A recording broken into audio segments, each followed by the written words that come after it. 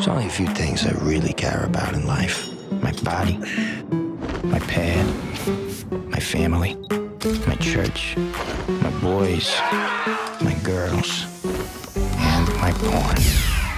First of all, congratulations, doing everything one-man band. So how was it having part of directing, acting, writing? Well, thank you, first of all, and yeah, it's a lot of work, but I like to work, but I will gently take issue with the one-man band because there's so many great artists that contributed so much to this movie, and you know, filmmaking is a very collaborative thing. I saw clips and I saw reviews, but I was really surprised to see some of the flashes of adult content in it. So what are your thoughts on that? Well, you know, it's a movie about how media can often give us unrealistic expectations of life, especially when it comes to love and sex. Especially in the last few years, I've had people sort of saying to me, well, if only my life were like that movie, or if only I could find somebody like you in that movie. And, you know, it's very flattering, but it's also kind of startling because real life is not a movie. Life isn't like a movie. Life is not like a movie. And so that's why I thought telling a story about a boyfriend and a girlfriend where the guy watches too much pornography and the girl watches too many romantic Hollywood movies would be sort of a funny way of getting at that. So when it comes to relationships, what do you want guys to take away from this film?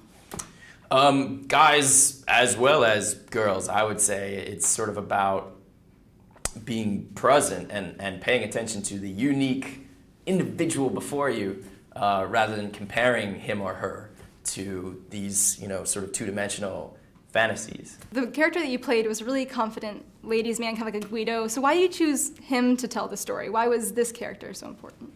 Well, I was thinking of, well, who's a contemporary Don Juan? And this was the first idea that I had, was that guy, you know, with the gym body and the shiny hair and that whole thing. And it made me laugh, and I stuck with it. Starting with that idea of this dude who just doesn't connect with anything, is kind of purely selfish, and treats everybody and everything in his life like just objects on a shelf. How do you flesh him out and make him feel like more of a person? And you were in the process also of writing it and directing it, so you actually got to get closer to your character. So how was it? How did you become that character? When you're doing an acting job, in general, you get a few months to prepare before you shoot. Whereas this is a character that I'd had in my head for years before we shot because I've been writing it. So having that extra time was huge. It made it so that it just kind of became easy. I could snap in and out of him. What are your top 3 expectations in a relationship? Well, I try not to have any. I try to, you know, just be present and be surprised. I find the most fulfilling relationships are often sort of unexpected and surprising. And so Scarlett Johansson, when you were writing it, she played it extremely well. Did you have her in mind while you were writing? I did, yeah. I was thinking of her playing the part while I was writing it from the beginning. And she did. She's so funny in the movie and so charming and also I think really heartfelt. And that's important because I think oftentimes female characters, especially in a comedy with a male protagonist, female characters often get sort of categorized into either, you know, the hero or the villain, the good girl or the bad girl, the angel or the bitch, the Madonna or the whore, you know. And real people aren't like that. That's not any human being. And I think Scarlett's character really does feel like a human being. She's both of those categories and transcends them both and really portrays, I think, a unique individual. And even though her shortcomings are readily apparent and there's a lot that you can blame her for in the movie, you still care about her, you still identify with her, and you don't think that she's just all wrong.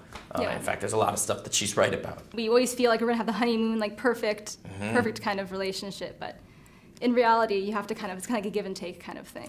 Yeah, and I think that reality can actually be so much more beautiful and romantic and sexy even, but you'll miss it. You'll miss all the details and nuances that make it that if you're too busy trying to compare it to the things you think you wanted, you know, your wish list. Well, I'm sure this is going to be an amazing success, and oh, thank you. Congratulations on everything, and thank you for talking with me. Pleasure to talk to you.